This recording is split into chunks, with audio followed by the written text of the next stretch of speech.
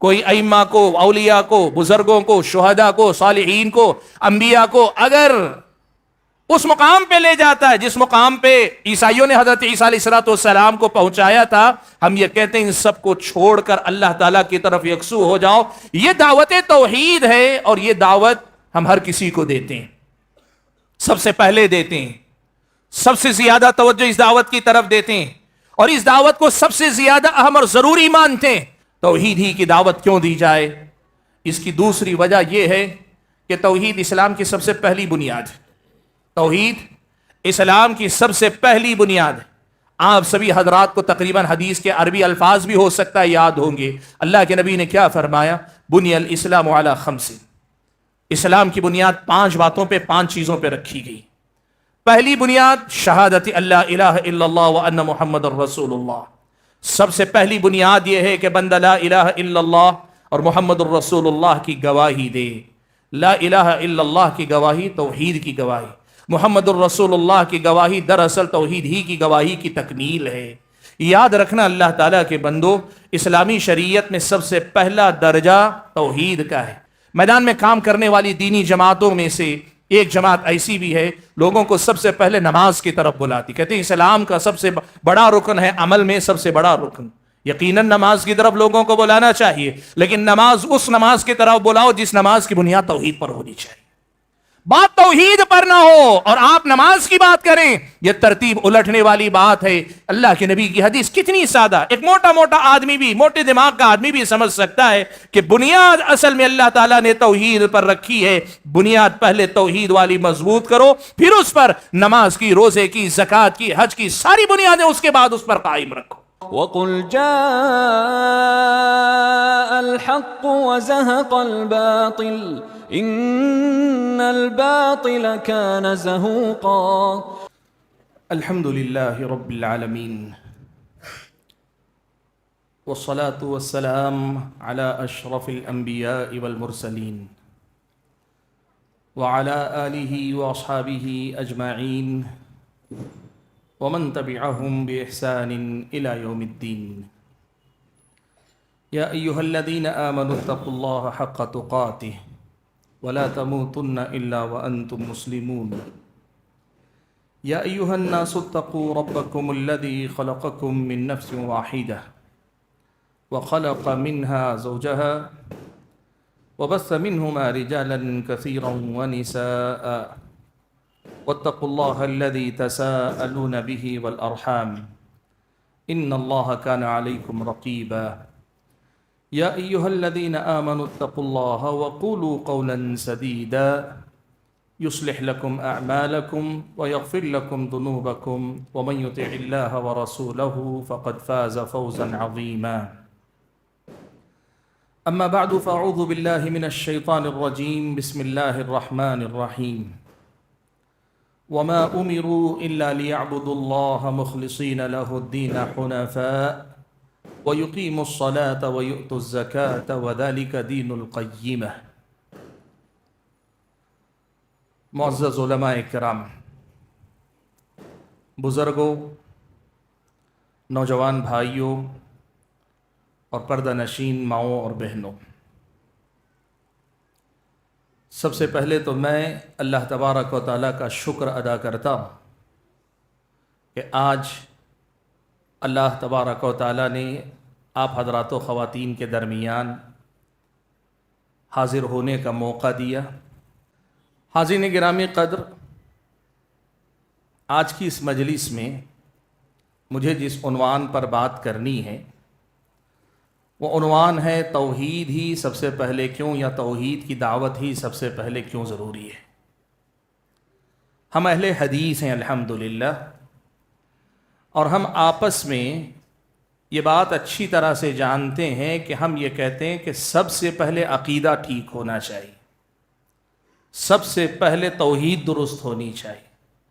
توحید درست ہو تو باقی سب ٹھیک ہے، اگر توحید درست نہ ہو تو پھر سب کچھ برباد ہے. یہ وہ جملے ہیں جو عام طور پر ہمارے اور آپ کے اہل علم کی زبانی ہماری عوام سنتی ہیں، اور پھر عوام آپس میں ایک دوسرے کو یہ سناتی ہے.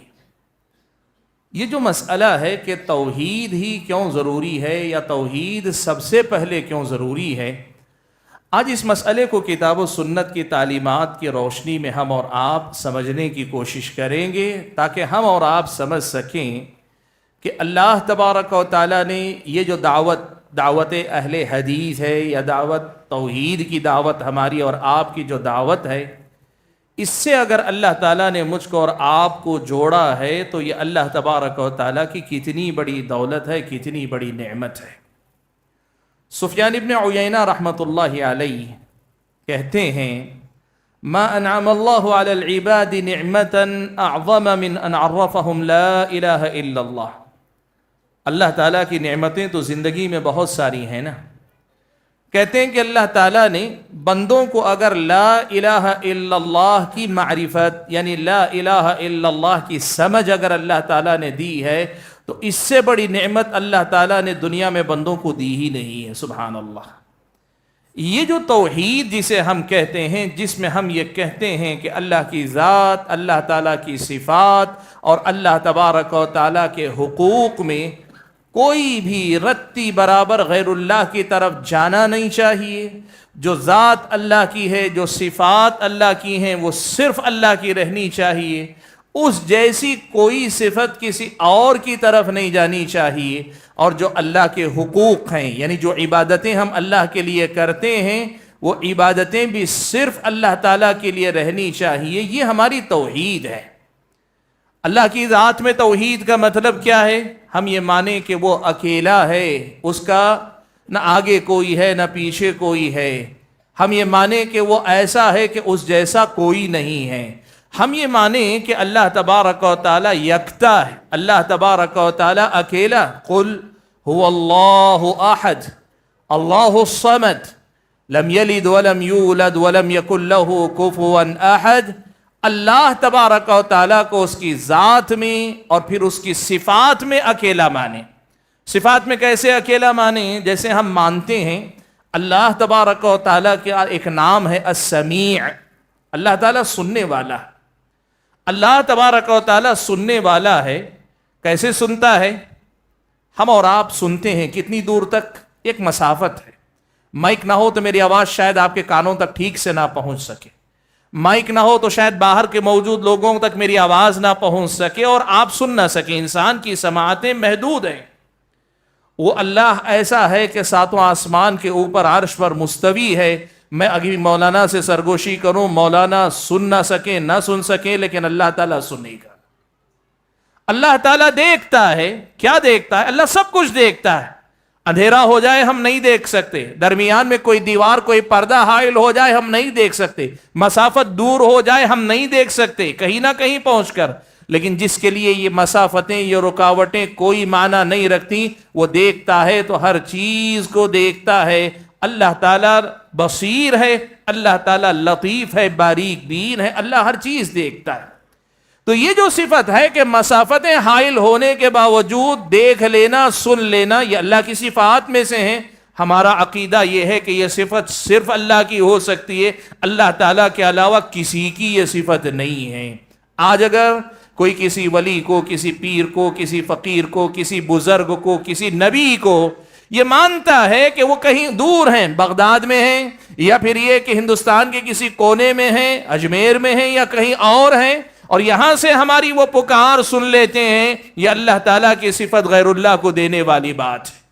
وہ ہے تو دور لیکن ہمیں دیکھتے ہیں، ہمارے حالات کو جانتے ہیں۔ لیکن جیسے لوگ کہتے ہیں نا، بہت سارے لوگ، کہ ہمارے سینے میں دل میں کیا ہوتا ہے، مرید کے دل میں کیا چلتا ہے، پیر صاحب دیکھ لیتے ہیں، یہ اللہ تعالیٰ کی صفت غیر اللہ کو دینے والی بات ہے۔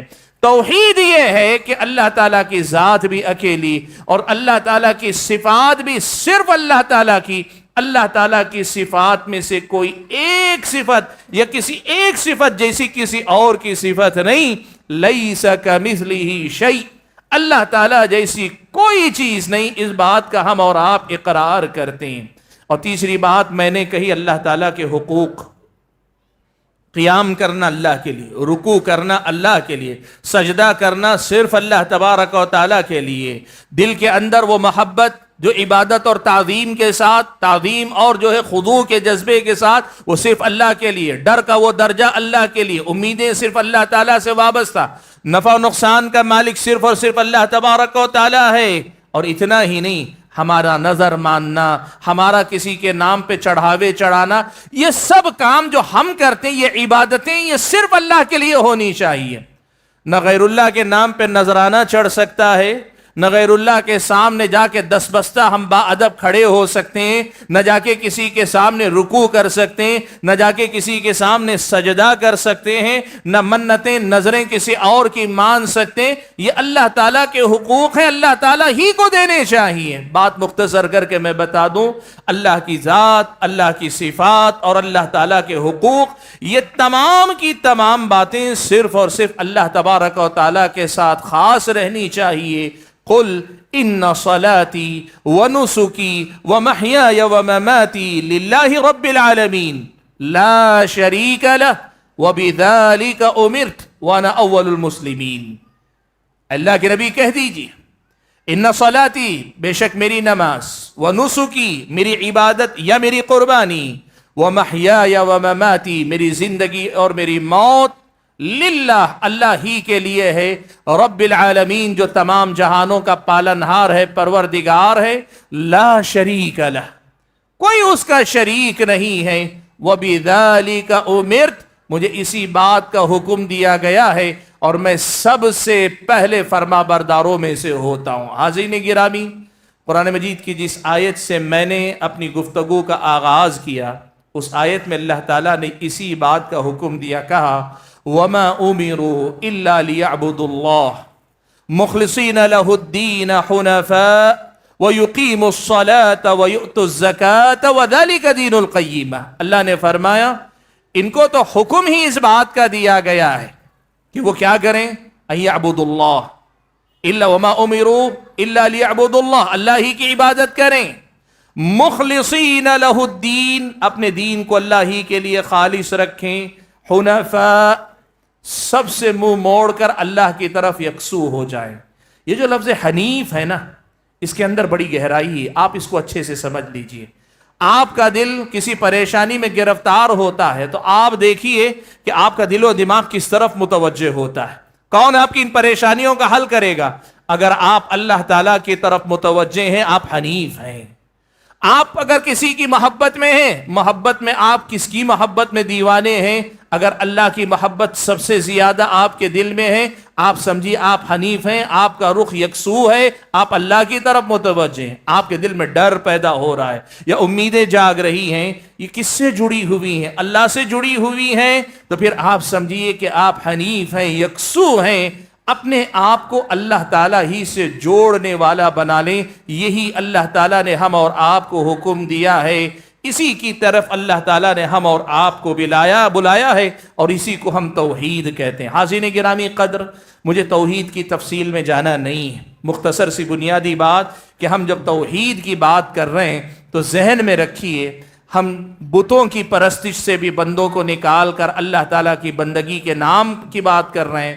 ہم اسلام کے نام پہ، مسلمانوں کے نام پر اولیاء کے سامنے، مزار کے سامنے، کسی پیر کے سامنے، کسی فقیر کے سامنے، کسی سے بھی کوئی آدمی ایسا کوئی رشتہ رکھتا ہے جو شریعت کے دائرے میں شرک شمار ہوتا ہے، ایسے رشتے کو کاٹ کر اللہ تعالیٰ سے جڑنے کی ہم دنیا کو دعوت دیتے ہیں۔ کیوں ہم یہ دعوت دیتے ہیں، اور سب سے پہلے یہ دعوت کیوں ہم دیتے ہیں؟ سوال یہ ہے کہ ہم کوئی غیر مسلم ہیں، وہ کسی بھی، وہ اگر ہندو ہے تو بتوں کا پجاری، کرسچن ہے تو حضرت عیسیٰ کو خدا کا بیٹا مان کر ان کی مورتی بنا کے پوجنے والا، اور اگر یہودی ہے تو حضرت عزیر کو اللہ کا بیٹا ماننے والا، یا کسی اور مذہب کا ماننے والا، کسی اور چیز کی پوجا کرنے والا، ہم اس سے کہتے ہیں سب کو چھوڑ کر اللہ کی طرف یکسو ہو جاؤ۔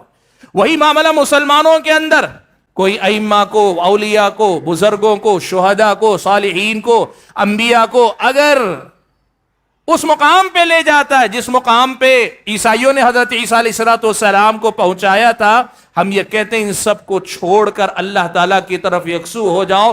یہ دعوت توحید ہے، اور یہ دعوت ہم ہر کسی کو دیتے ہیں، سب سے پہلے دیتے ہیں، سب سے زیادہ توجہ اس دعوت کی طرف دیتے ہیں، اور اس دعوت کو سب سے زیادہ اہم اور ضروری مانتے ہیں، بلکہ ہمارا تو یہ پیغام ہے کہ دنیا کا ہر آدمی، ہر عالم اسی دعوت پر سب سے زیادہ اسے محنت کرنی چاہیے۔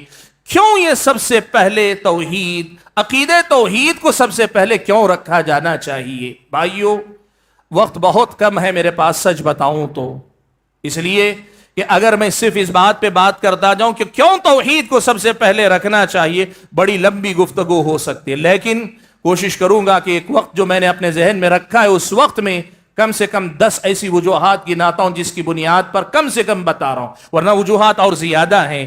کم سے کم 10 ایسی وجوہات گناتا ہوں جو بتاتی ہیں کہ ہم نہیں، ہر مسلمان کو زندگی میں سب سے پہلے توحید کی فکر کرنی چاہیے، سب سے زیادہ عقیدے کی طرف توجہ دینی چاہیے۔ ایسی کیا بنیادیں ہیں، کیا وجوہات ہیں؟ بھائیو، ان میں سب سے پہلی بنیاد یہ ہے کہ دیکھو، اللہ تبارک و تعالیٰ نے قرآن مجید کے اندر یہ بات نازل فرمائی، یہ بات اتاری۔ اللہ نے کہا وَمَا خَلَقْتُ الْجِنَّ وَالْإِنسَ إِلَّا لِيَعْبُدُونَ، میں نے جن اور انس کو پیدا ہی اس لیے کیا کہ وہ میری عبادت کرے۔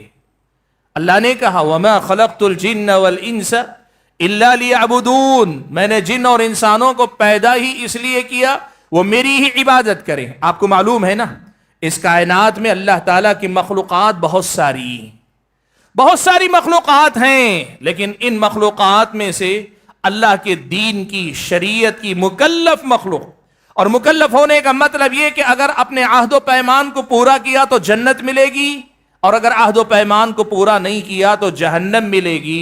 ایسی مخلوق صرف 2 ہیں، ایک انسان ہے، دوسرے جن ہیں۔ بقیہ ساری مخلوقات وہ مکلف مخلوقات میں سے نہیں۔ اللہ نے فرمایا اِنَّا عَرَضْنَا الْأَمَانَةَ عَلَى السَّمَاوَاتِ وَالْأَرْضِ وَالْجِبَالِ فَأَبَيْنَ أَن يَحْمِلْنَهَا وَأَشْفَقْنَ مِنْهَا وَحَمَلَهَا الْإِنسَانُ إِنَّهُ كَانَ ظَلُومًا جَهُولًا۔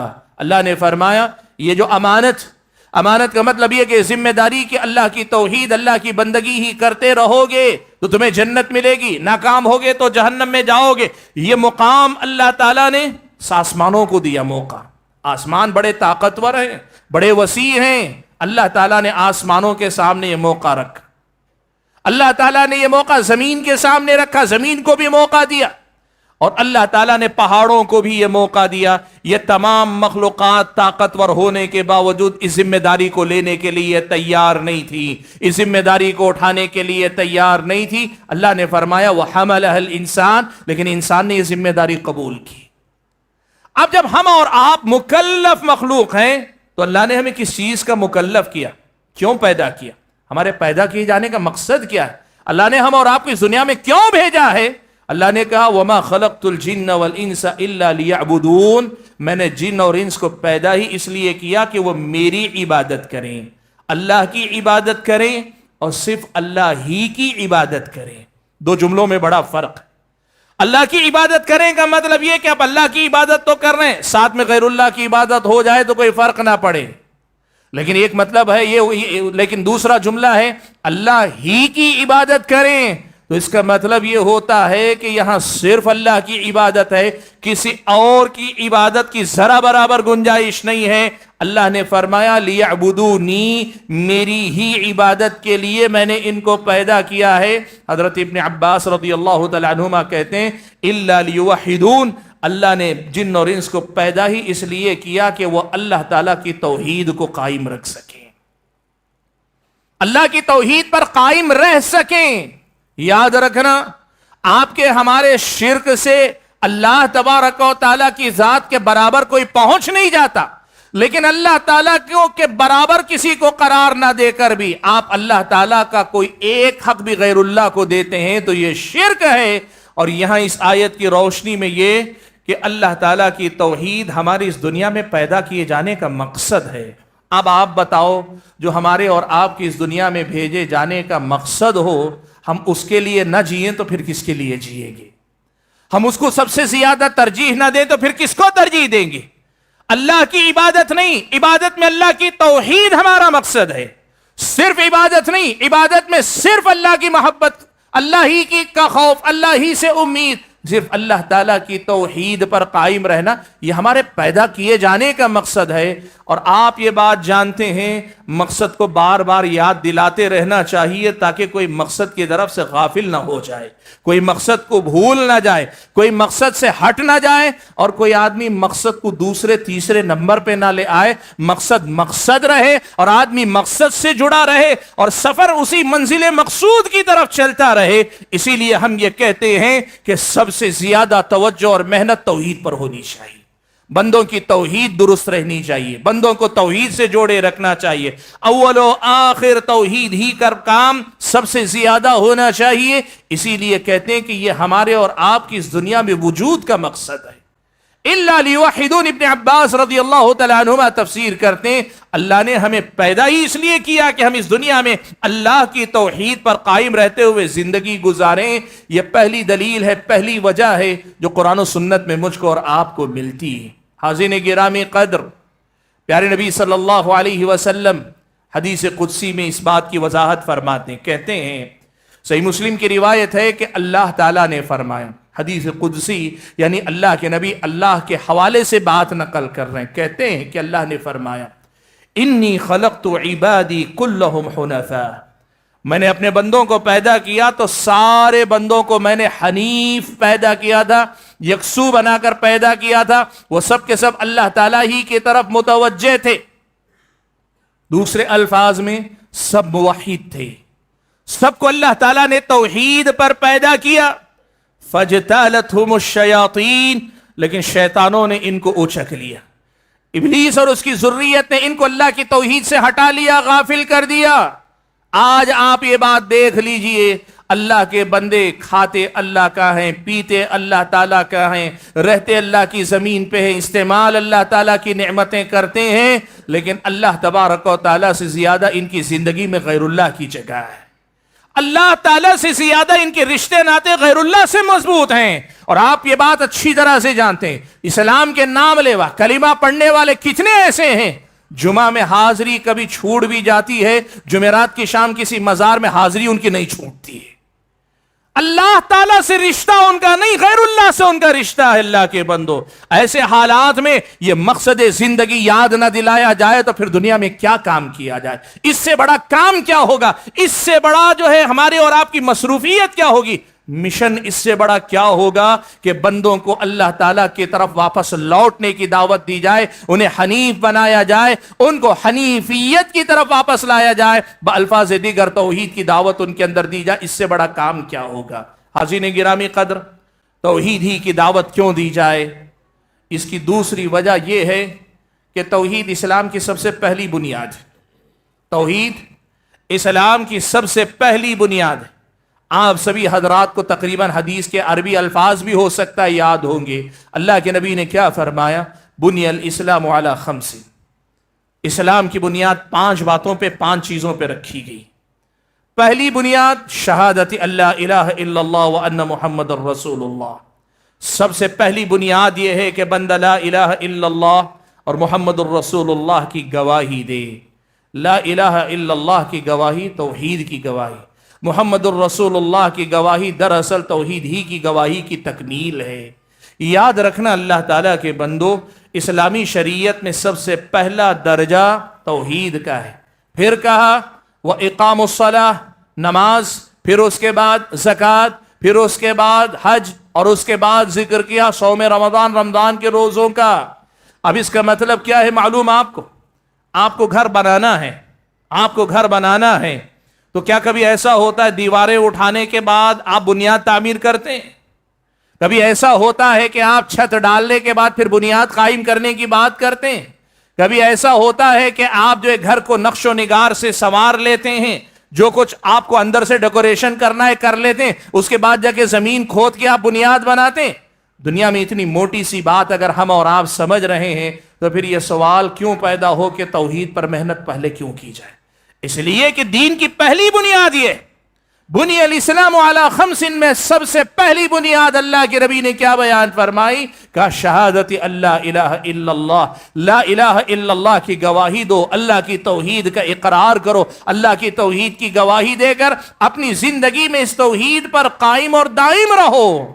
اور سچ کہیں تو آپ کو معلوم ہے یہ جو نماز ہے، یہ اصل میں اس توحید کی ترجمانی ہے. یہ جو زکوٰۃ ہے یہ توحید کی ترجمانی ہے. یہ جو حج ہے یہ توحید کی ترجمانی ہے. یہ جو صوم روزہ ہے یہ بھی توحید کی ترجمانی ہے. ان سب کی حیثیت توحید کے بعد ہے, توحید کے ساتھ ہے, توحید کے بغیر نہیں, توحید سے پہلے نہیں. یہ بات یاد رکھنا. آج ایک بہت اہم بات آپ کو بتا. آپ جانتے ہیں میدان میں کام کرنے والی دینی جماعتوں میں سے ایک جماعت ایسی بھی ہے لوگوں کو سب سے پہلے نماز کی طرف بلاتی. کہتے ہیں اسلام کا سب سے بڑا رکن ہے, عمل میں سب سے بڑا رکن. یقیناً نماز کی طرف لوگوں کو بلانا چاہیے, لیکن نماز اس نماز کی طرف بلاؤ جس نماز کی بنیاد توحید پر ہونی چاہیے. بات توحید پر نہ ہو اور آپ نماز کی بات کریں, یہ ترتیب الٹنے والی بات ہے. اللہ کے نبی کی حدیث کتنی سادہ, ایک موٹا آدمی بھی, موٹے دماغ کا آدمی بھی سمجھ سکتا ہے کہ بنیاد اصل میں اللہ تعالیٰ نے توحید پر رکھی ہے. بنیاد پہلے توحید والی مضبوط کرو, پھر اس پر نماز کی, روزے کی, زکوٰۃ کی, حج کی ساری بنیادیں اس کے بعد اس پر قائم رکھو. اصل چیز ہے توحید, اور توحید کے بعد اس کے اوپر نماز ہے. اصل چیز ہے توحید کہ بندہ اگر توحید ہی میں خلل کا شکار رہے تو پھر نماز کا اللہ تبارک و تعالیٰ کے پاس کوئی اعتبار باقی نہ رہے. اللہ کے نبی نے اسی لیے کہا بنی الاسلام علی خمس, تو اسلام کی بنیاد 5 چیزوں پہ رکھی گئی ہے. ان میں سے ایک اہم بنیاد یہ ہے کہ بندے کی توحید پر محنت پہلے ہونی چاہیے, عقیدے پر بندے کی محنت ہونی چاہیے. بندے کا عقیدہ سب سے پہلے نمبر پہ آنا چاہیے. اسلامی شریعت نے ہم اور آپ کو یہی سکھایا. حاضرین گرامی قدر, یہ پیارے نبی صلی اللہ علیہ وسلم کی حدیث کی روشنی میں دوسری وجہ ہے جس کی وجہ سے توحید پر سب سے پہلے کام کرنا چاہیے. تیسری وجہ, قرآن مجید میں اللہ تبارک و تعالیٰ نے ایک مسئلہ یہ بیان فرمایا کہ اللہ تبارک و تعالیٰ نے جتنے بھی انبیاء اور رسولوں کو بھیجا, جتنے بھی انبیاء اور رسول اللہ تعالیٰ نے بھیجے. آپ کو معلوم ہے آدم علیہ السلام پہلے انسان بھی ہیں, پہلے نبی, پہلے رسول. حضرت آدم علیہ السلام, حضرت آدم سے لے کر پیارے نبی محمد صلی اللہ علیہ وسلم تک جتنے بھی انبیاء آئے, ہر قوم کے حالات الگ الگ تھے. سمجھیے اس بات کو, ہر قوم کے حالات الگ الگ تھے. آدم علیہ السلام اترے تو وہ توحید پر تھے, وہاں کوئی شرک نہیں, کوئی گمراہی نہیں تھی. پہلے نبی حضرت آدم وہ خود موحد ہیں اور وہی پہلے انسان ہیں.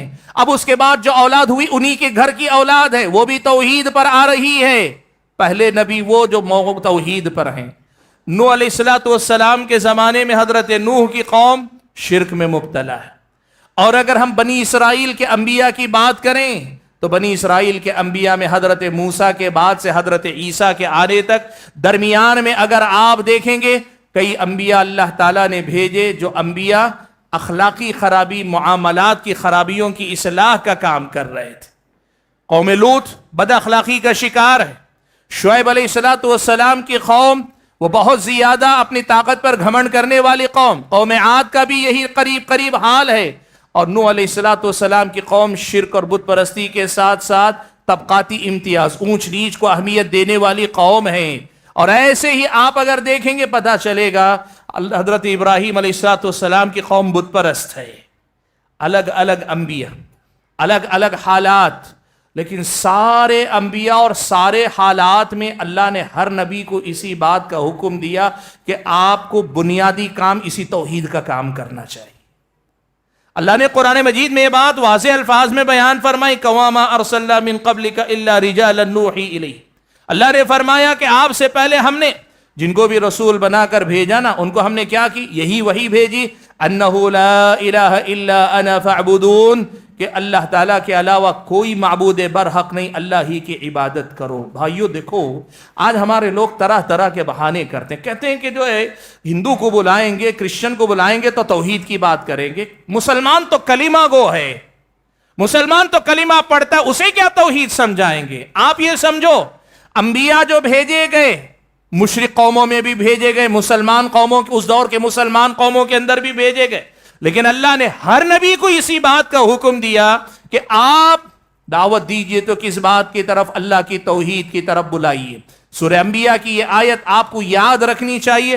حالات الگ ہو سکتے ہیں، قومیں جدا ہو سکتی ہیں، گمراہیاں الگ الگ قسم کی ہو سکتی ہیں، بت پرستی بھی ہو سکتی ہے، اخلاقی خرابیاں بھی ہو سکتی ہیں، معاملات کا بگاڑ بھی ہو سکتا ہے، لیکن ہر قسم کے بگاڑ کے علاج کی شروعات ہوتی ہے اسی توحید کی درستگی سے ہوتی ہے، اور اسی توحید کی درستگی سے ہونا چاہیے. یہ قرآن مجید کی واضح تعلیم ہے جو بتاتی ہے کہ ہمیں توحید پر سب سے زیادہ محنت کیوں کرنی چاہیے. حاضرین گرامی قدر، قرآن مجید کی یہ جو آیت سورہ انبیاء کے میں نے آپ کے سامنے پڑھی ہے، یہ بڑی واضح آیت ہے. آپ اگر اس آیت کے ساتھ سورہ شعراء 19ویں پارے کی آیت ہے، آپ اگر دیکھیں گے اللہ نے الگ الگ انبیاء کے واقعات نقل کیے ہیں. ہر نبی کا اپنی قوم کے ساتھ جو مکالمہ ہوا، ڈسکشن جو ہوا، بات چیت جو ہوئی، اللہ نے اس کا ذکر کیا. آپ دیکھیں ہر نبی اپنی نصیحت کا آغاز کرتے ہیں فاتقوا اللہ واطیعون، فاتقوا اللہ واطیعون، اللہ کا تقوی اختیار کرو اور میری اطاعت و فرما برداری کرو، اللہ سے ڈرو اور میری فرما برداری کرو. وجہ کیا ہے بھائیو؟ بگاڑ چاہے جو بھی ہو، آغاز اصلاح کا اگر اللہ کی توحید سے ہوتا ہے تو پھر اللہ کے فضل و کرم سے ہر بگاڑ کے سدھرنے کا امکان ہوتا ہے. اور اس کے مقابلے میں اللہ کی توحید کو ایسے ہی ڈھیلا ڈھالا رکھ دیا جائے، اللہ تبارک و تعالیٰ کی توحید کو پیچھے چھوڑ دیا جائے، تو کئی بار آپ محنت کر کے بھی لوگوں کو بدل نہیں پائیں گے. جوا کھیلنے والے سے جوا نہیں چھڑا پائیں گے، شراب پینے والے سے آپ شراب نہیں چھڑا پائیں گے. آپ کو معلوم ہے ماں عائشہ صدیقہ رضی اللہ تعالیٰ عنہ بیان فرماتی ہیں کہ اللہ کے نبی صلی اللہ علیہ وسلم پر پہل جو آیتیں اتاری گئیں وہ آیتیں وہی آیتیں تھی جس میں جنت اور جہنم کا، قیامت کا تذکرہ تھا، اللہ تعالیٰ کی توحید کا. یعنی مکے کے ابتدائی دور میں توحید، رسالت اور آخرت والی آیتیں سب سے پہلے اتاری گئیں. ماں عائشہ کہتی ہیں کہ پھر اس کے بعد جا کر اللہ تعالیٰ نے حلال و حرام کی باتیں اتاری، شراب کی حرمت اللہ نے بعد میں اتاری. اور کہتی ہیں حضرت عائشہ خود، اگر ایسا نہ کر کے پہلے ہی مشرکین سے کہا گیا ہوتا تم شراب چھوڑ دو، تو وہ کہتے ہیں ہم شراب نہیں چھوڑیں گے. شراب چھوڑنے کے لیے ان کے اندر وہ توحید بٹھائی گئی. پہلے شراب چھوڑنے کے ساتھ قتل و خون کے سے منع کیا گیا. ماں عائشہ کہتی ان سے کہا جاتا کہ قتل مت کرو تو کہتے نہیں ہم باز نہیں آ سکتے، یہ قتل و خون تو ہماری شان ہے، ہماری طاقت کا مظاہرہ. لیکن وہ توحید اور آخرت کی بات جب سینوں میں اتار دی گئی اور پھر کہا گیا کہ تم قتل سے باز آؤ، وہ باز آ گئے. بھائیو اس مسئلے کو سمجھو کہ انبیاء علیہم السلام نے ہر قسم کے معاشرے میں بنیادی کام توحید پر کیا. اصل کام توحید پر ہونا چاہیے. آپ چاہے جو انقلاب لانا چاہے، تعلیمی انقلاب، تہذیبی انقلاب، اخلاقی انقلاب، معاشی انقلاب، آپ کسی بھی قسم کا انقلاب لانا چاہتے ہو، بنیادی کام سب سے پہلے ان کا رشتہ اللہ تعالیٰ سے درست کرواؤ. اللہ کی توحید پر محنت کرو کہ یہی انبیاء کی سنت ہے. اور ماں عائشہ کہتی ہیں اللہ تعالیٰ نے ایسے ہی لوگوں کو ہدایت دی. نبی علیہ الصلوۃ والسلام نے انہی خطوط پر کام کر کے اللہ کے نبی صلی اللہ علیہ وسلم نے لوگوں کی اصلاح فرمائی. بھائیو چوتھا نقطہ جو ذکر کرنا چاہوں گا وہ یہ کہ انبیاء کے بعد خود آخری نبی، پیارے نبی صلی اللہ علیہ وسلم جو نبوت کے سلسلے کی آخری کڑی، آپ صلی اللہ علیہ وسلم کی زندگی آپ دیکھو.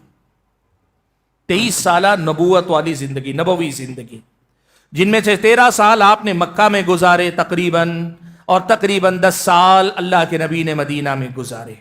آپ اہل علم سے پوچھ کر دیکھیں، پڑھے لکھے ہیں تو آپ پڑھ کر دیکھیں، مکے میں جب تک اللہ کے نبی رہے نا، قرآن کی جتنی بھی سورتیں اتری، ان سورتوں کا بنیادی محور اور مرکز 3 باتیں تھیں: توحید، رسالت اور آخرت. اس کے بعد مدینے کے 10 سال میں جو آیتیں اتری، ان میں احکام بھی اتارے گئے، حلال و حرام، فرائض، واجبات، یہ سب اتارے گئے، لیکن ان کے ساتھ بھی توحید کو اللہ تعالیٰ نے جاری و ساری رکھا. اس کا مطلب کیا ہے معلوم آپ کو؟ اس کا مطلب یہ ہے کہ نبی علیہ الصلوۃ والسلام کی نبوی زندگی کا سب سے بڑا کام کیا تھا؟ یہ توحید پر کام کرنا تھا. اللہ کے نبی نے سب سے زیادہ توجہ کس پر دی؟ اسی پر دی. میں آپ کو بتاؤں، ہمارے ہاں جماعت کام کرتی ہے، جماعتیں نکلتی ہیں، آپ جانتے ہیں جماعتیں عام طور پر یہ بات کہتی ہیں کہ اللہ کے نبی کی زندگی بھر کی محنت کیا تھی؟ اللہ کے نبی لوگوں کے لیے فکر مند ہو کر دوڑتے تھے. صرف فکر مند ہو کر دوڑتے نہیں تھے، لوگوں کی توحید کے لیے فکر مند ہو کر دوڑتے تھے. بڑا فرق ہے دو جملوں میں اللہ کے بندو. آج یہ مسئلہ سمجھنے کی ضرورت ہے. اللہ کے نبی امت کی فکر میں دوڑتے تھے، صحابہ کو دوڑاتے تھے. اللہ کے نبی نکلتے تھے، ہاں نکلتے تھے. اللہ کے نبی کہاں؟ مسجد میں نکلتے تھے، بازار میں نکلتے تھے، ضرورت پڑنے پہ سفر میں نکلتے تھے، میدان جہاد میں اللہ کے نبی نکلتے تھے. لیکن جہاں بھی نکلتے تھے لوگوں کی توحید کی فکر میں نکلتے تھے. آج مسئلہ یہ ہے کہ اللہ کے نبی اور صحابہ کی محنتوں کو محنت کے نام پہ لیا جا رہا ہے، لیکن محنت کس مسئلے پر ہوئی تھی یہ مسئلہ لوگوں کے سامنے نمایاں نہیں کیا جا رہا ہے. 23 سالہ نبوی زندگی میں اللہ کے نبی نے کس پہ محنت کی؟ اللہ کے نبی نے نماز سکھائی، اللہ کے نبی نے حلال و حرام سمجھایا، شراب چھڑائی، زنا چھڑایا، قتل و غارت گری سے روکا، ڈاکہ زنی سے روکا، بہتان تراشی سے روکا، اخلاقی خرابیوں سے روکا. اللہ کے نبی نے زکوٰۃ سکھائی، اللہ کے نبی نے حج سکھایا، روزہ سکھایا، اللہ کے نبی نے نفل عبادتیں سب سکھایا. لیکن ان سب سے زیادہ اللہ کے نبی نے توحید کا سبق پڑھایا. محنتیں خوب کرو لیکن وہ بنیادی مسئلہ ہی غائب ہو جائے تو یہ محنت ہو کر بھی صحیح بنیاد پہ محنت نہیں ہو رہی اللہ کے بندو. اسی لیے یاد رکھو یہ چوتھی اہم بات ہے کہ اللہ کے نبی کی زندگی میں بھی 23 سالہ نبوی زندگی میں زیادہ تر حصہ اگر آپ نے کسی مسئلے پر توجہ دی ہے تو وہ کون سا مسئلہ ہے؟ وہ یہی توحید کا مسئلہ. اللہ کے نبی نے پڑھایا صحابہ کو، اور کس حد تک پڑھایا معلوم ہے آپ کو؟ ایک صحابی نے اللہ کے نبی کے سامنے کہہ دیا ما شاء اللہ و شئت. کسی مسئلے پر بات آئی تو کہہ دیا اللہ کے نبی جو اللہ چاہے اور آپ چاہیں. یہ جملہ ہم عام طور پہ کہتے ہیں نا، جیسے آپ کی مرضی. اللہ کے نبی نے توحید پر کتنی محنت کی اندازہ لگاؤ. زبان سے بے اختیار نکلنے والے الفاظ پر بھی قابو رکھنے کو کہا اللہ کے نبی نے کہا. اللہ کے نبی نے صحابی کا یہ جملہ سن کر کہا اجعلتنی للہ ندا، کیا تم نے مجھے اللہ کا شریک اور اللہ کا برابر قرار دے دیا؟ صحابی گھبرا گئے. اللہ کے نبی نے کہا بل ما شاء اللہ وحدہ. یہ دوسری روایت میں قل ما شاء اللہ وحدہ. یہ مت کہو کہ جو اللہ چاہے اور اللہ کا رسول چاہے، نہیں، بلکہ کہو جو اللہ چاہے، صرف اللہ تعالیٰ چاہے وہی ہوگا. اللہ کے نبی نے الفاظ، صحابی کا مطلب یہ تھوڑی تھا کہ اللہ کے نبی کی مرضی اللہ کی مرضی کے برابر ہے، نعوذ باللہ، صحابی کا وہ مطلب نہیں تھا. لیکن اس مطلب کے بغیر بھی الفاظ بھی اگر ایسے آئیں جن کے ظاہر میں بھی شرک کا شائبہ آتا ہو، اللہ کے نبی نے اس کو بھی ختم کرنے کی بات کی. نبی نے توحید پر اس درجے تک جا کر محنت کی. آج تو ہمارے پاس یہ ہے، عوام تو عوام، بسا اوقات اہل علم کی زبانی ایسے جملے دھڑلے سے بولے جاتے ہیں، پھر بھی توحید کو ہم سمجھتے ہیں کہ نہیں یہ کوئی اہم کام نہیں. ہم سمجھتے ہیں کہ نہیں سب کلمہ پڑھنے والے. ہم سمجھتے ہیں کہ نہیں اس پہ تو محنت ہو چکی. اللہ کے بندو توحید پہ محنت کرو.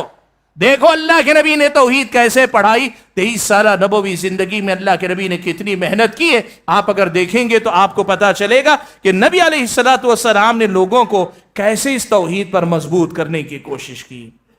5ویں بنیاد، اور اس بنیاد کو اگر آپ سمجھیں نا تو باذن اللہ زندگی بھر آپ توحید کے سبق کو یاد رکھیں گے. بھائیوں دیکھو، اس دنیا میں انسان جو بھی حرکت کرتا ہے نا، جو بھی عمل کرتا ہے، دیکھنا، سننا، بولنا، ہاتھوں سے کچھ کرنا، پیروں سے چل کے جانا، اعضاء و جوارح سے جو بھی کام کرتا ہے، بنیادی طور پر اندر سے ایک جو ہے کوئی طاقت ہے جو اسے ڈھکیلتی ہے کام کرنے کی طرف. وہ چیز کیا ہے؟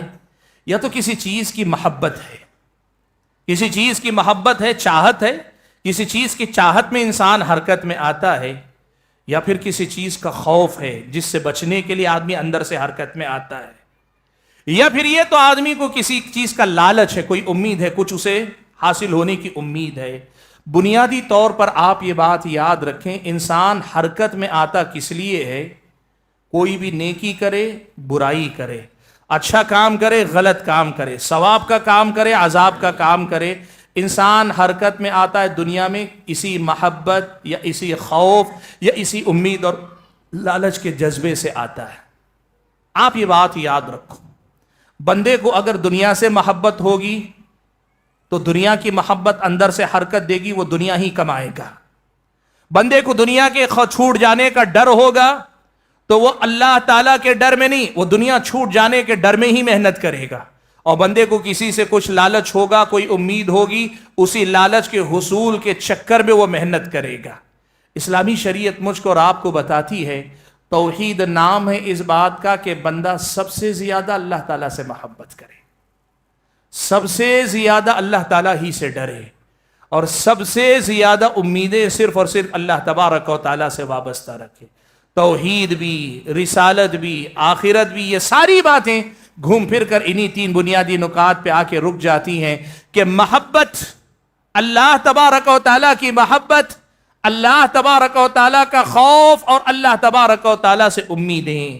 آپ کو معلوم ہے جسے توحید کہتے ہیں اس کا خلاصہ یہی ہے کہ انسان دنیا میں سب سے زیادہ اللہ تبارک و تعالیٰ سے محبت کرے، اور ایسی محبت کرے کہ دنیا کی کوئی محبت اس کے قریب بھی بھٹکنے نہ پائے، اور اللہ کی محبت کی خاطر پیارے نبی صلی اللہ علیہ وسلم سے محبت کرے، اور ایسی محبت کرے کہ اپنی جان مال، اپنی عزت و آبرو، بلکہ اپنے آل اولاد سے بڑھ کر اللہ کے نبی سے محبت کرے۔ انسان اللہ تبارک و تعالیٰ ہی سے ڈرے، ایسا ڈر کہ اللہ تبارک و تعالیٰ سے ڈرنے کے بعد ساری دنیا سے نڈر ہو جائے۔ انسان اللہ تبارک و تعالیٰ ہی سے امیدیں وابستہ رکھے، اور ایسے اللہ تعالیٰ سے امیدیں وابستہ کر لے کہ پھر ساری دنیا سے بے نیاز ہو جائے۔ اللہ کی محبت ایسی کہ اس محبت کے سامنے کوئی محبت رکنے نہ پائے، اور اللہ تعالیٰ کا ڈر ایسا کہ ایک اللہ سے ڈر جانے کے بعد دنیا میں کوئی ہمیں ڈرا نہ سکے، اور امیدیں اللہ تعالیٰ سے ایسی کہ اللہ سے امیدیں جوڑ لینے کے بعد پھر ساری دنیا سے ہم بے نیاز ہو جائیں کہ تمہارے ہاتھ میں کچھ نہیں، کوئی دے گا تو وہی دے گا۔ یہ ہے توحید کا کمال۔ بھائیو، آج آپ یہ بات یاد رکھیں، میں نے ابھی آپ کے سامنے یہ بات رکھی کہ انسان کو اندر سے حرکت میں لانے والی چیز یا تو کسی چیز کی محبت ہے، یا تو کسی چیز کا خوف ہے، یا کسی چیز کا لالچ ہے۔ توحید پر اگر محنت کی گئی، سب سے زیادہ توحید مضبوط کی گئی، عقیدہ سب سے زیادہ سنوارا گیا، بندوں کی توحید کو سب سے زیادہ سمجھایا گیا، توحید کو سب سے زیادہ پڑھایا گیا، سکھایا گیا، اور ان کو بتایا گیا کہ سب سے زیادہ محبت اللہ سے، سب سے زیادہ خوف اللہ سے، سب سے زیادہ امید اللہ تعالیٰ سے، تو کیا ہوگا معلوم ہے آپ کو؟ یہ محبت، یہ امید، یہ خوف بندے کے دل میں گھر کر جائے تو پھر بندے کے سارے اعضاء اسی محبت، اسی توحید کے تابع ہو جائیں گے۔ پھر آدمی وہی دیکھے گا جو اللہ تعالیٰ کو پسند ہے، آدمی وہی سنے گا جو اللہ تعالیٰ کو پسند ہے، آدمی وہی کرے گا جو اللہ تعالیٰ کو پسند ہے۔ یاد رکھو اللہ تعالیٰ کے بندو، اصل کام ہے انسان کو اندر سے بدلنا، اصل کام ہے آدمی کے دل کو بدلنا، اصل چیز ہے آدمی کے سوچنے کے انداز کو بدلنا، اور یہ بدلتا ہے جب اندر سے محبت، خوف اور رجا کے اس جذبے کو مضبوطی ملتی۔ اللہ کی محبت اور اللہ کی رجا یعنی امید اور اللہ تعالیٰ کا خوف جب کسی کے اندر گھر کر جاتا ہے تو کیا ہوتا ہے معلوم آپ کو؟ جھٹکے میں آدمی تبدیل ہو جاتا ہے، منٹوں میں آدمی بدل جاتا ہے، اور ایسے بدل جاتا ہے کہ آپ یقین نہیں کر پائیں گے۔ آپ کو معلوم ہے قرآن مجید میں اللہ تبارک و تعالیٰ نے ذکر کیا ہے، کیا ذکر کیا ہے معلوم آپ کو؟ فرعون کا واقعہ اللہ نے ذکر کیا۔ حضرت موسیٰ توحید کی دعوت لے کر فرعون کے پاس پہنچے، فرعون کو حضرت موسیٰ کو ہرانا ہے تاکہ اپنے دعوے کو صحیح ثابت کر سکے کہ انا ربکم الاعلی۔ وہ جادوگروں کو بلاتا ہے، وہ سمجھتا ہے کہ حضرت موسیٰ کوئی جادو لے کر آئے ہیں، اس کو باطل کر دے گا تو اپنی گویا ربوبیت کو باقی رکھ لے جائے گا، یا اپنے دعوے کو باقی رکھ لے جائے گا۔ اس نے فرعون نے جادوگروں کو بلایا، بلا کر کہا موسیٰ سے مقابلہ کرنا ہے۔ دیکھو ایک بات یاد رکھو، دنیا دار جو آدمی ہوتا ہے نا وہ ہمیشہ مفادات کا دیوانہ ہوتا ہے۔ جس کے دل میں دنیا ہے، جس آدمی کے سامنے دنیا ہے، اسے جیت ہار سے زیادہ اسے ہوتا ہے میرا فائدہ کیا ہوگا۔ اب یہ دیکھو آتے ہیں، اور آنے کے بعد کیا کرتے ہیں؟ مقابلے سے پہلے سوال کرتے ہیں اِنَّ لَنَا لَأَجْرًا إِن كُنَّا نَحْنُ الْغَالِبِينَ۔ کہتے ہیں کہ اے فرعون ذرا یہ بتا تو صحیح، ہم اگر جیت جائیں تو ہمیں کیا ملے گا؟ ہم اگر موسیٰ کو شکست دے لے جائیں ہمیں کیا ملے گا؟ اور فرعون بھی جانتا ہے کہ ان کی رگ کہاں ہے۔ اس نے کہا کہ تمہیں میں اپنا درباری بنا لوں گا، میرا مقرب بنا لوں گا، میرا مصاحب بنا لوں گا۔ آج تم دنیا میں کہیں ہوگے، کل فرعون کے بادشاہ وقت کے مصاحب کہلاؤ گے، یعنی دنیا کی بڑی سی بڑی کامیابی کی ضمانت تمہیں دے رہا ہوں۔ مقابلہ کیا اور مقابلہ کرتے کرتے جادوگروں کو پتا چل گیا کہ جس سے مقابلہ کر رہے ہیں نہ وہ جادوگر ہے، اور جس چیز کا مقابلہ کر رہے ہیں وہ بھی جادو نہیں ہے۔ سمجھ گئے، ایمان لے آئے، آمنا بربی، کہا کہ ہم اللہ پر رب العالمین پہ ایمان لا رہے ہیں، رب موسیٰ و ہارون، جو ہارون اور موسیٰ کا رب ہے، اللہ پر ایمان لے آئے۔ اب دیکھو ایک بات یاد رکھو، جو آدمی دنیا دار ہوتا ہے نا، جس آدمی کے دل میں دنیا کی محبت ہوتی، وہ دنیا کا ڈرپوک ترین انسان ہوتا ہے۔ فرعون یہ سمجھ رہا ہے کہ ابھی تک یہ دنیا کے لالچی تھے نا، ابھی تھوڑی دیر پہلے مجھ سے پوچھ رہے تھے ہمیں دنیا میں کیا ملے گا، جیت سے بڑا ہمارا مفاد ہے، بتاؤ کیا مفاد ملے گا۔ فرعون سمجھ رہا ہے کہ یہ دنیا دار لوگ ہیں، اور دنیا دار لوگ بڑے ڈرپوک ہوتے ہیں، تو ڈرا کر ہی ان کو رام کیا جا سکتا ہے۔ فرعون نے کہا باز آ جاؤ، واپس آ جاؤ، موسیٰ کے رب پر ایمان لانے سے پلٹ آؤ، مجھے پھر سے اپنا رب مان لو، یا کم سے کم موسیٰ پر ایمان سے پھر جاؤ، ورنہ میں کیا کروں گا، تمہیں سولی پہ چڑھا دوں گا۔ سولی پہ چڑھا دوں گا تو بھی ایسے ہی نہیں، بڑی تکلیف دہ موت دوں گا، ایسے کہ سولی پہ ٹانگنے کے بعد تمہارے اعضاء، تمہارے ہاتھ پیر مخالف سمت سے کاٹوں گا۔ اگر بایاں ہاتھ کاٹوں گا تو دایاں پیر کاٹوں گا، اگر دایاں ہاتھ کاٹ رہا ہوں تو بایاں پیر کاٹوں گا۔ دیکھو بڑی دردناک موت تمہیں دوں گا۔ میرے بھائیوں دیکھو، میں نے کہا نا، جب توحید دل میں جاتی ہے تو منٹوں میں کیسا انقلاب آتا ہے، جب توحید دل میں جاتی ہے تو آدمی اندر سے کیسے بدلتا ہے۔ اصل تبدیلی، اصل انقلاب، اصل اصلاح، اصل تغیر جو انسان کے اندر آنا، یہ آنا ہے۔ انہوں نے کیا کہا، قالوا لا ویر، اعلان کر کے کہا کہ اے فرعون تو جو کرتا ہے کر لے، ہمیں کچھ فرق پڑنے والا نہیں، ہم تو بس اس فکر میں اب جی رہے ہیں کہ تیرے بہکاوے میں آ کے، موسیٰ کے مقابلے میں آ کے اللہ کی جو نافرمانی کر بیٹھے، اللہ بس اسے معاف کر دے، اس کی ہماری فکر ہے۔ بھائیو سوال آپ کر رہے تھے نا، میں نے کہا نا کہ سوال ہمارا ہے نا کہ یہ توحید ہی کیوں سب سے پہلے ضروری ہے؟ اس لیے ضروری ہے کہ اصل انقلاب، اصل تبدیلی توحید سے آتی ہے۔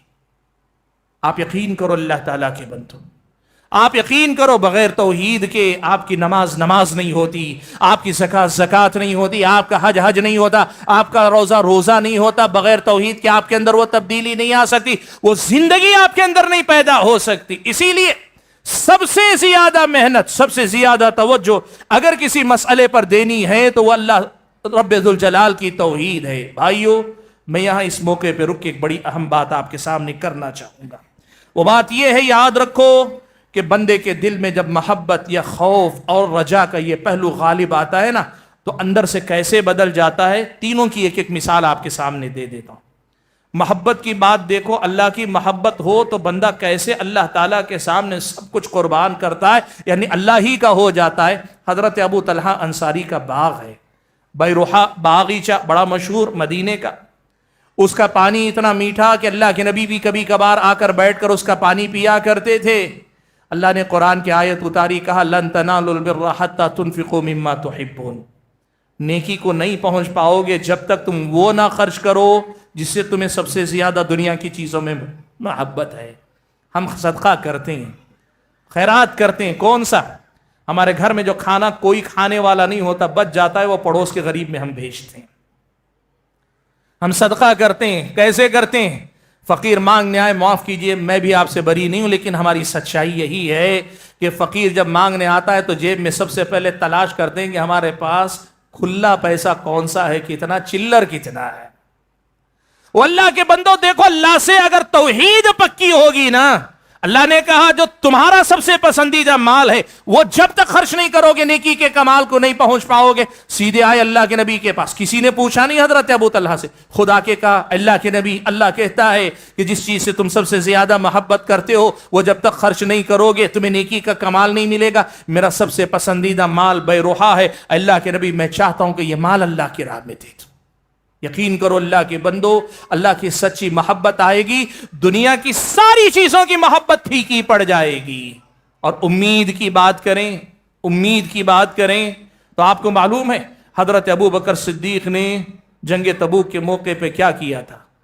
سارا گھر اپنا لا کر اللہ کے نبی کے سامنے ڈال دیا، پورا گھر، کچھ نہیں چھوڑا گھر میں, کوئی ساز و سامان نہیں, کوئی مال نہیں, کوئی پیسہ نہیں, کچھ نہیں. اللہ کے نبی نے پوچھا گھر پہ کیا چھوڑا ہے؟ کہا اللہ اس کے رسول کو چھوڑ کے آیا. یہ کیا ہے معلوم آپ کو؟ جس کی امیدیں اللہ تعالیٰ سے بندھ جاتی ہیں, جسے اللہ تعالیٰ سے امید کا رشتہ بن جاتا ہے, وہ ساری دنیا سے بے نیاز ہو جاتا ہے. وہ سمجھتا ہے کہ میری زندگی ان چیزوں کے سہارے بعد میں, اصل و اول و آخر تو اللہ تعالیٰ کے سہارے چل رہی ہے. وہ امید اللہ سے توحید کی قائم ہو جائے تو پھر بندہ دنیا کی ان میٹیریلزم جسے کہتے ہیں, یعنی اسباب کی ان دنیا کا دیوانہ اور پاگل نہیں رہ جاتا اللہ کے بندو. اور آپ کو خوف کی مثال دیتا ہوں.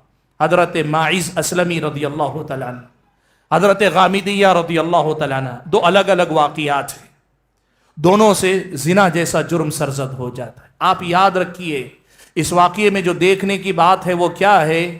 وہ دیکھنے کی بات یہ ہے کہ دونوں نے جب جرم کیا ان کے علاوہ کسی کو نہیں معلوم, سوائے اس ساتھی کے جن کے ساتھ ان کا یہ جرم ہوا, دنیا میں کسی نے نہیں دیکھا, کسی کو بھنک تک نہیں ہے.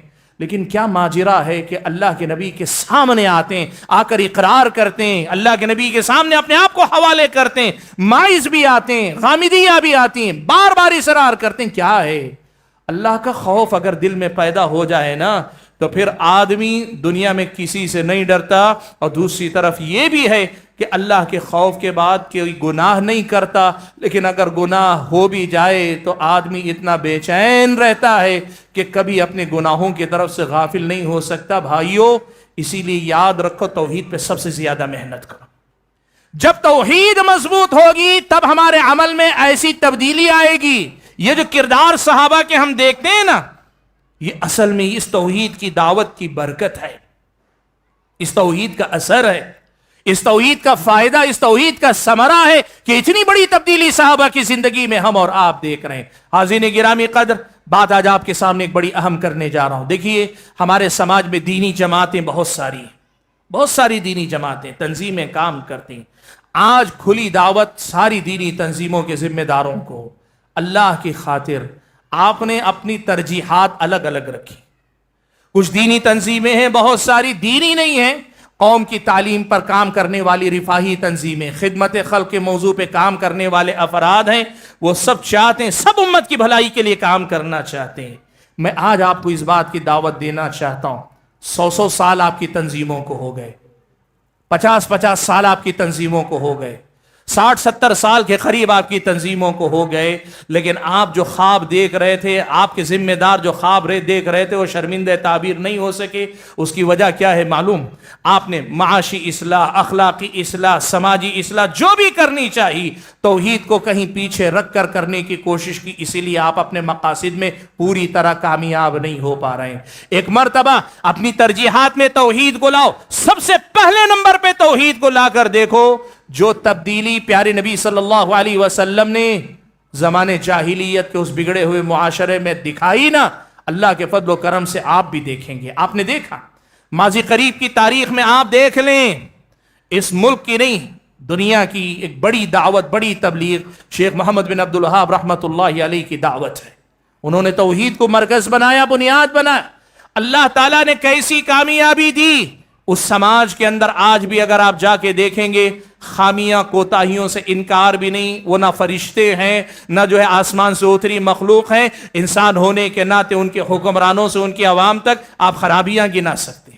لیکن آج یہ بات دعوے سے کہہ سکتا ہوں, آج آپ اس سماج کے اندر جا کر دیکھ لیں, آج اس سماج کے اندر جا کر دیکھ لیں, ان کا ان پڑھ آدمی بھی توحید کے معاملے میں اتنا پکا نظر آتا ہے کہ آج ہمارے اپنے ملک کے پاس پڑھے لکھے لوگوں کے پاس وہ توحید نہیں ہوگی. مجھے بہت یاد آتا ہے ایک واقعہ. ہم اکثر یونیورسٹی سے مدینہ, مسجد نبوی کی طرف مدینہ میں, اور مسجد نبوی سے یونیورسٹی کی طرف جاتے تھے تو ٹیکسی کیا کرتے تھے, ٹیکسی کو لیتے تھے. اور ٹیکسی چلانے والے جو عام طور پہ وہ بدو قسم کے, ان پڑھ گنوار قسم کے لوگ, جیسے ہمارے ہاں یہاں ان پڑھ قسم کے لوگ جو ہے گاڑیوں کے ڈرائیور بنتے ہیں نا, بہت سارے پڑھے لکھے بھی ہو سکتے ہیں, لیکن عام طور پہ جو ہوتے ہیں اسی قسم کے وہ لوگ ہیں. ایک ہم سوار ہوئے تو وہ کہنے لگا کہاں سے ہیں, حال چال پوچھ رہا ہے. ہمارا بات چیت ہوئی, ہم نے کہا ہم ہندوستان سے ہیں, تو فوراً بولا صحیح ہندوستان سے ہو؟ ہاں. تو کہنے لگا کیا یہ سچ ہے کہ ہندوستان کے لوگ چوہے کی پوجا کرتے ہیں؟ کیا ہندوستان کے لوگ چوہے کی پوجا کرتے ہیں؟ تو ہم نے اس کو کہا کہ ہاں, گنیش جی کے سامنے جو رکھا رہتا ہے, چوہا بھی رہتا ہے, لوگ کرتے ہیں پوجا کرنے والے, ان کی اپنی ہے. وہ آدمی جو ہے کہہ رہا باللہ, ان کا انداز ہوتا ہے عربوں کا, کہا باللہ, سچ میں واقعی. اور اس تعجب سے پوچھ رہا الانسان یعبد الفیران, انسان چوہوں کی پوجا کر سکتا ہے؟ واللہ کے بندو یہ توحید کہاں سے؟ یاد رکھنا, جب محنتیں صحیح بنیادوں پہ کی جاتی ہیں, عالم تو عالم ہے, عام آدمی بھی اپنے اندر اتنی مضبوط توحید رکھنے والا ہو سکتا ہے. اسی لیے بھائیو, یہ مثال ہے ماضی قریب کی. تمام دینی جماعتیں, تحریکیں, آپ جو کرنا ہے کریں, لیکن اس سے پہلے سب سے پہلے نمبر پہ توحید کی بات کریں. اور جب توحید پہ کام کریں گے, بقیہ چیزوں کو بھی آپ کو خود بخود درست کرنا پڑے گا, کتاب و سنت کے منہج کے مطابق لانا پڑے گا. اور اسی سیاق میں میں ایک بات ذکر کروں جمعیت اہل حدیث کے ہمارے اپنے علماء اور عوام سے. بھائیو, اللہ کا فضل و کرم ہے کہ توحید اور اتباع سنت ہماری اس دعوت کا, اس جماعت کا, اس جمعیت کا بنیادی پیغام ہے. ہم اس بنیادی پیغام کے علم بردار تھے اور ہیں اور انشاءاللہ رہیں گے. لیکن پچھلے چند سالوں کی ایک مشاہدہ میں آپ کے سامنے پیش کرتا ہوں. ہمارے سماج میں ایک بہت بڑا مسئلہ یہ ہے کہ اب ذمہ داروں کو علماء کی ضرورت محسوس نہیں ہوتی. نوجوان کوئی سینٹر قائم کر لیے, ان کو علماء کی ضرورت محسوس نہیں ہوتی. 4-6 نوجوان سوشل میڈیا پہ کوئی مائک وائک لے کر بیٹھ گئے, علماء کی ضرورت محسوس نہیں ہوتی. اور بہت سارے نوجوان جو دوسری تنظیموں کی دیکھا دیکھی اپنی ترجیحات طے کر رہے ہیں, ان کو علماء کی رہنمائی کی ضرورت نہیں محسوس ہوتی. تو نتیجہ کیا ہے معلوم ہے؟ آج ہمارے نوجوان تعلیم پہ کام کر رہے ہیں, رفاہ عام, خدمت خلق پہ کام کر رہے ہیں, یا بیٹی کو بچانے کی بات کر رہے ہیں, بیٹی کو پڑھانے کی بات کر رہے ہیں, سب کچھ کر رہے ہیں. میں یہ نہیں کہتا کہ یہ کرنا غلط ہے, نہیں. لوگ سیاست پہ کام کر رہے ہیں. ملک کے بدلتے حالات میں, ملک میں جس طرح مسلم قوم کے مسائل دن بدن بڑھائے جا رہے ہیں, اس میں مسلم مسائل کے کام کرنے کی بات کر رہے ہیں. یاد رکھو, ان میں سے کسی کام کو نہ میں چھوٹا کہتا ہوں, نہ غیر ضروری کہہ رہا ہوں, نہ یہ کر رہا ہوں کہ مت کرو. آپ یاد رکھو اس بات کو. ایک بات یاد رکھنا, یہ سارے کام ہمیں توحید پر محنت کرتے ہوئے کرنا ہے, توحید کے ساتھ اس پر محنت کرنا ہے, توحید کے کام کو پیچھے چھوڑ کر نہیں کرنا ہے. آج اس کا بڑا افسوس ہے کہ دیکھا دیکھی ہمارے نوجوان نقالی کے عادی ہو گئے. فلاں تنظیم خدمت خلق کا کام کر رہے, ہم بھی فلاح انسانیت پہ کام کریں گے, ہم بھی خدمت خلق کا کام کریں گے. توحید کا کام کون کرے گا؟ اللہ کے بندو. اتباع سنت کا پیغام کون سنائے گا؟ اللہ تعالیٰ کے بندو. آپ سنو, پڑھو. میں نے کہا نا, اصل تبدیلی, آپ جو تبدیلی لانا چاہے توحید پر اگر اس کی بنیاد ہوگی تب جا کر یہ کام ہوگا. حاضرین گرامی قدر, میں نے جیسے کہا کہ بات بہت دور تک جائے گی, میں سارے اسباب آپ کے سامنے گناتا رہوں گا, لیکن میں بات کو مختصر کر کے آگے لے جانا چاہتا ہوں. دیکھیے, توحید پر دعوت سب سے پہلے اس لیے بھی کرنی چاہیے کہ اللہ کے نبی کا یہ حکم ہے ہمیں کہ سب سے پہلے توحید کی دعوت. اللہ کے نبی صلی اللہ علیہ وسلم نے حضرت معاذ کو یمن کی طرف بھیجا. یہ چھٹی وجہ بتا رہا ہوں. میں نے کہا 10 بتاؤں گا, باقی وقت میں تیزی سے ختم کر لوں گا, زیادہ وقت نہیں لوں گا آپ کا. چھٹی وجہ میں آپ کے سامنے بتا رہا ہوں. اللہ کے نبی نے حضرت معاذ ابن جبل کو یمن کی طرف بھیجا تو کہا, یا معاذ انک تاتی قوما اہل کتاب فلیکن اول ما تدعوہم الیہ شہادت اللہ الہ الا اللہ وان محمد الرسول اللہ. اے معاذ, تو یمن کی طرف تمہیں بھیج رہا ہوں, تم اہل کتاب کے پاس جا رہے ہو. اہل کتاب جو آسمانی کتاب رکھتے ہیں, تمہیں سب سے پہلے جس چیز کی دعوت دینی چاہیے وہ لا الہ الا اللہ کی دعوت دینی چاہیے, اور اس بات کی گواہی کی طرف بلانا چاہیے کہ محمد اللہ کے رسول ہیں.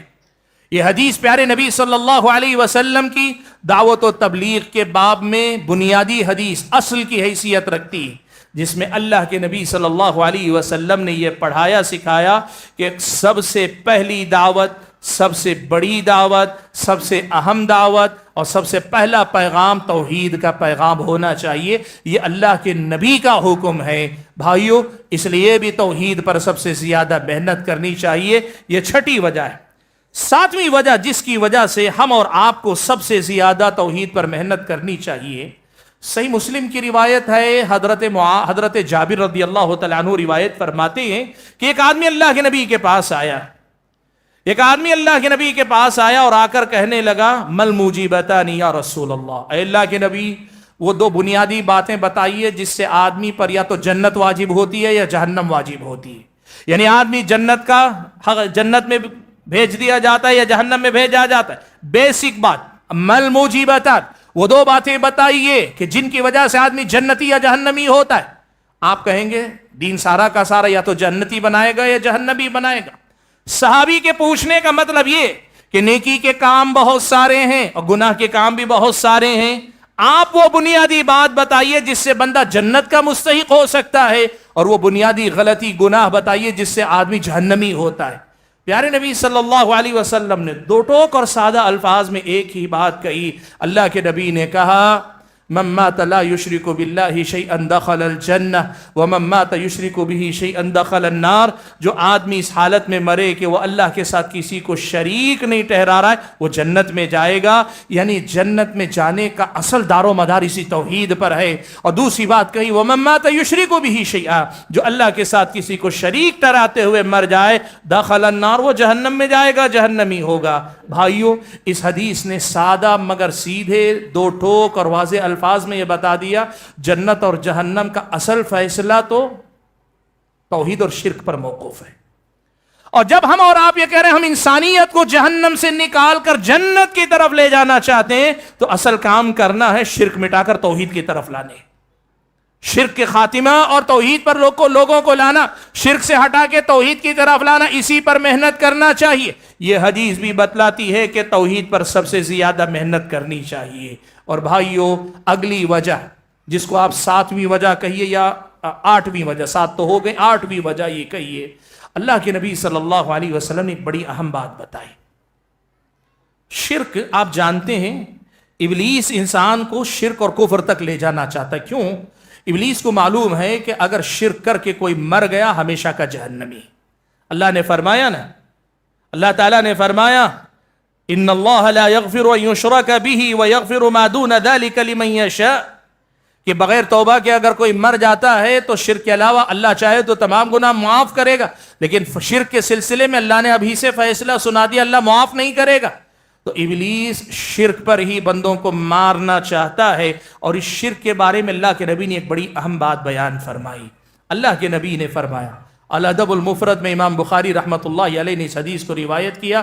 اللہ کے نبی نے حضرت ابو بکر کو مخاطب کرتے ہوئے کہا کہ یا ابا بکر, اے ابو بکر سنو, للشرک اخفی من دبیب النمل.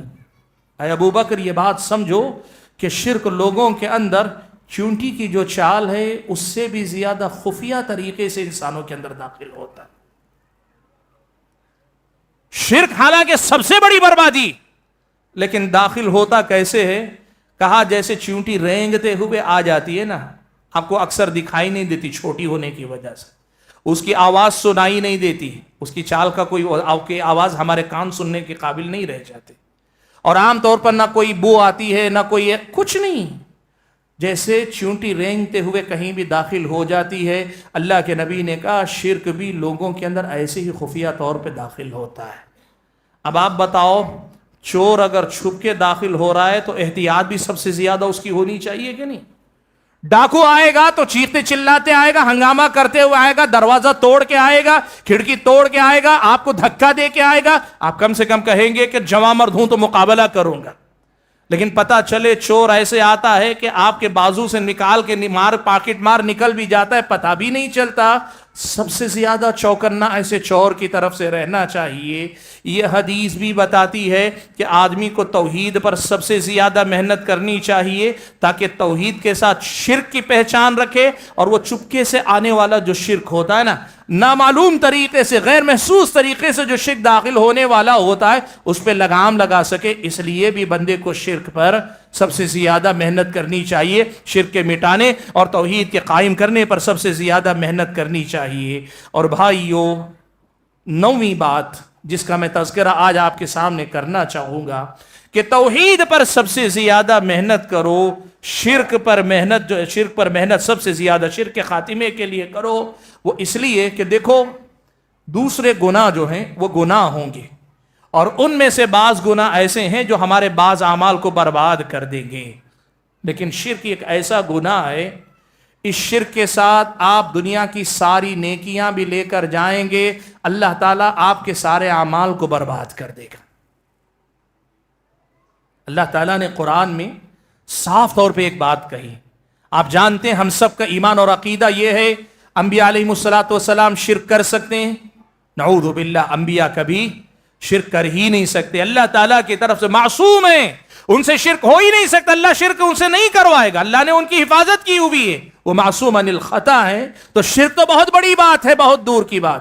اور پیارے نبی صلی اللہ علیہ وسلم، اللہ کے نبی صلی اللہ علیہ وسلم تو انبیاء کے سردار ہیں، اللہ کے نبی کے بارے میں سوچنا بھی اس بارے میں بہت بڑی گستاخی ہو سکتی ہے کہ ہم یہ سوچیں کہ نعوذ باللہ اللہ کے نبی سے ایسا کوئی جرم سرزد ہو سکتا ہے۔ لیکن ایک بات سنو، قرآن میں اس کے باوجود اللہ تعالیٰ نے دو مقامات پہ، ایک جگہ انبیاء کے بارے میں اور ایک جگہ اللہ کے نبی کے بارے میں ایک بڑی اہم بات کہی۔ اللہ نے انبیاء کے بارے میں کہا وَلَوْ أَشْرَكُوا لَحَبِطَ عَنْهُمْ مَا كَانُوا يَعْمَلُونَ، اگر جیسے کہنا بالفرض، صرف فرض کرنے کی بات، بالفرض اگر ان سے بھی شرک سرزد ہو تو اللہ تعالیٰ ان نبیوں کے سارے کام کو اللہ تعالیٰ برباد کر دے گا۔ اور پیارے نبی کو مخاطب کرتے ہوئے اللہ نے کہا لَإِنْ أَشْرَكْتَ لَيَحْبَطَنَّ عَمَلُكَ، اگر آپ سے بھی یہ شرک سرزد ہوا تو آپ کے عمل کو بھی برباد کر دوں گا۔ یاد رکھو، یہ پیغام انبیاء سے زیادہ، انبیاء نہیں اس لیے کہ انبیاء تو معصوم، یہ انبیاء کی امتوں کو بتانا ہے، لیکن بتانا یہ ہے تم کبھی اپنے اعمال کو دیکھ کر خوش مت ہو جاؤ، بڑا نمازی ہوں، بڑے صدقات و خیرات کرتا ہوں، بڑی دولت اللہ کی راہ میں لوٹاتا ہوں، اور بڑا میں حج کرتا ہوں، بڑے عمرے کرتا ہوں، بڑے میرے روزے ہیں، نفل روزے بڑے رکھتا ہوں، سب جائے گا کارت اگر شرک تمہاری زندگی کے اندر رہا۔ انبیاء کو مخاطب کر کے اللہ نے کہا اعمال برباد کر دیے جائیں گے، تمہارے میرے عمل کی کیا حیثیت ہوگی اللہ کے بندو؟ اسی لیے یاد رکھو بندوں کی توحید پر محنت کرو، اور یاد رکھو کبھی یہ مت کہنا، ہمارے بھائی بھی بہت سارے جو یہ کہتے ہیں، کیا کہتے ہیں پتہ، ہم اہل حدیث ہیں، ہمارا عقیدہ پکا ہے، غلط کہتے ہیں آپ۔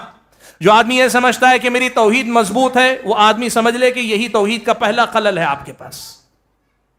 یہ توحید پڑھتے رہنے کی چیز، یہ توحید بار بار دہراتے رہنے کی، سمجھتے رہنے کی چیز ہے، کہیں غفلت میں نہ مارے جاؤ، کہیں ایسا نہ ہو، میں نے کہا نا وہ چپکے سے داخل ہونے والا، کیا پتا کہاں ہماری زندگیوں میں آ گیا، ہمیں پتا بھی نہ چلے۔ پڑھتے رہو، پڑھاتے رہو، سیکھتے رہو، سکھاتے رہو۔ میں نے کہا یہ 9ویں وجہ ہے کہ شرک ایک ایسا گناہ ہے جو لوگوں کے سارے اعمال کو برباد کر دیتا ہے۔ تو پھر ظاہر بات ہے توحید پر سب سے پہلے محنت کیوں نہ کی جائے، اور سب سے زیادہ محنت کیوں نہ کی جائے۔ اور 10ویں اور آخری وجہ جو آج یہاں ذکر کرنا چاہوں گا، جس پر میں اپنی بات سمیٹ بھی لوں گا، وہ یہ ہے کہ بھائیو، انبیاء علیہم السلام ساری زندگی خود تو توحید پر قائم رہے، اپنے بچوں کی تربیت توحید پر کی، اپنی نسلوں کی تربیت توحید پر کی، لیکن مرتے مرتے وصیت بھی کرتے گئے تو توحید پر قائم رہنے کی وصیت کر کے گئے، اور اللہ تعالیٰ سے دعائیں بھی اگر مانگتے اپنی اولاد کے لیے تو یہ مانگتے کہ اللہ میرے بچوں کو توحید پہ قائم رکھنا۔ آپ دیکھو اللہ نے فرمایا ام کنتم شہداء اذ حضر یعقوب الموت، کیا تم موجود تھے اس وقت جب یعقوب کی موت کا وقت قریب تھا؟ اذ قال لبنیہ ما تعبدون من بعدی، ساری زندگی سبق پڑھایا، ساری زندگی توحید سمجھائی، بچے توحید جانتے ہیں، مانتے ہیں، قائم ہیں، لیکن مرنے سے پہلے یقین کرنا چاہتے ہیں، وہ وصیت کر کے جانا چاہتے ہیں، پوچھتے یہ ہیں ما تعبدون من بعدی، میرے بعد کس کی عبادت کرو گے؟ سبحان اللہ۔ انبیاء اپنی اولاد کو وصیت کریں کہ توحید پر قائم رہو، اور آپ بتاؤ ہم اور آپ کو اپنی اولاد کے لیے توحید پر قائم رہنے کی وصیت کرنا نہیں؟ ہمیں اپنے بچوں کی توحید کے لیے محنت کرنا نہیں؟ اور آپ دیکھو اللہ نے قرآن مجید میں حضرت ابراہیم کی ایک دعا نقل کی۔ حضرت ابراہیم علیہ السلام نے دعا کی تو دعا کے الفاظ میں یہ بھی کہا وَجُنُبْنِي وَبَنِيَّ أَن نَعْبُدَ الْأَصْنَامِ، اے میرے رب مجھے اور میرے بچوں کو، میری اولاد کو بچا لے کہ کہیں ہم بت پرست نہ ہو جائیں، کہیں شرک میں مبتلا نہ ہو جائیں۔ سبحان اللہ۔ وہ ابراہیم جن کی توحید کا کمال یہ تھا، جن کی توحید کی پختگی یہ تھی کہ اللہ نے کہا ان ابراہیم کان امہ، تھے تو اکیلے لیکن ایک امت کے برابر تھے۔ اللہ نے کہا ایسے توحید کے امام کا حال یہ ہے، وہ یہ ڈر رہے ہیں، کہہ رہے ہیں وَجْنُبْنِي وَبَنِيَّ أَن نَعْبُدَ الْأَصْنَامِ، اے اللہ مجھے اور میری اولاد کو بچا لے کہ کہیں ہم بت پرستی میں نہ چلے جائیں۔ سبحان اللہ۔ سلف صالحین میں سے بعض جن کا نام خود بھی ابراہیم ہے، انہوں نے جب یہ آیت پڑھی تو کہا وَمَن يَأْمَنُ الْبَلَاءَ بَعْدَكَ يَا ابراہیم، اے ابراہیم علیہ السلام، توحید کے امام ہو کر آپ کو اگر ڈر ہے تو آپ کے بعد مطمئن کون ہو سکتا ہے کہ وہ شرک میں مبتلا نہیں ہوگا؟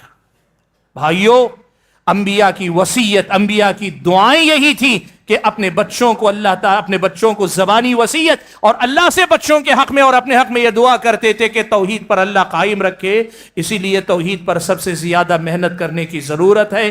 میں نے جیسے گفتگو کے آغاز ہی میں کہا، اگر اسی انداز میں بات کی جائے قرآن و سنت میں اور بہت ساری وجوہات ہیں، بہت ساری ایسی مثالیں، بہت ساری آیات اور احادیث شواہد کے طور پر ہیں جو بتاتی ہیں کہ توحید پر ہی سب سے زیادہ محنت کرنی چاہیے.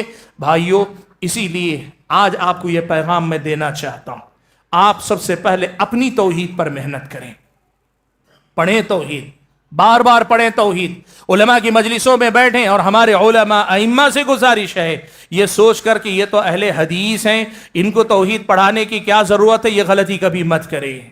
اس امت کے ہر فرد کو مرتے دم تک توحید پڑھنے پڑھانے کی ضرورت ہے. بار بار پڑھاتے رہیں، دہراتے رہیں.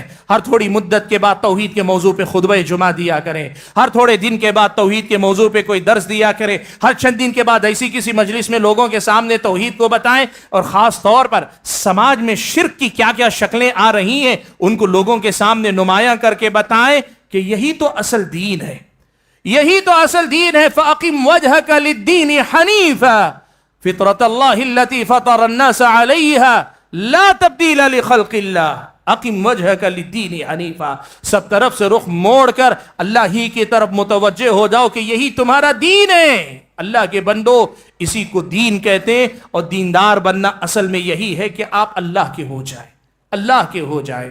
میں اپنی گفتگو کو ختم کرتے ہوئے اللہ تبارک و تعالیٰ سے یہ دعا کرتا ہوں کہ اللہ تعالیٰ مجھے اور آپ سبھی حضرات اور خواتین کو جو کچھ ہم کہتے اور سنتے ہیں، کہنے اور سننے سے زیادہ سمجھنے اور اس پر عمل پیرا ہونے کی توفیق عطا فرمائے.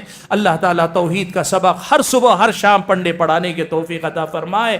توحید ہماری رگ رگ میں اللہ تعالیٰ بسا دے اور مرتے دم پر اللہ تعالیٰ یہی توحید والا کلمہ ہم سب کو نصیب فرمائے. زندگی اللہ کی توحید اور اللہ کی بندگی میں گزرے، موت آئے تو اس حالت میں آئے کہ وہ ہم سے اور ہماری بندگی سے اور ہماری توحید سے راضی ہو، اور وہ راضی ہو کر ہمیں اس کا انعام جہنم سے نجات اور جنت میں داخلے کی شکل میں، بلکہ جنت میں سب سے اعلیٰ مقام پہ پہنچا کے اس کے اپنے دیدار سے سرفراز فرمائے.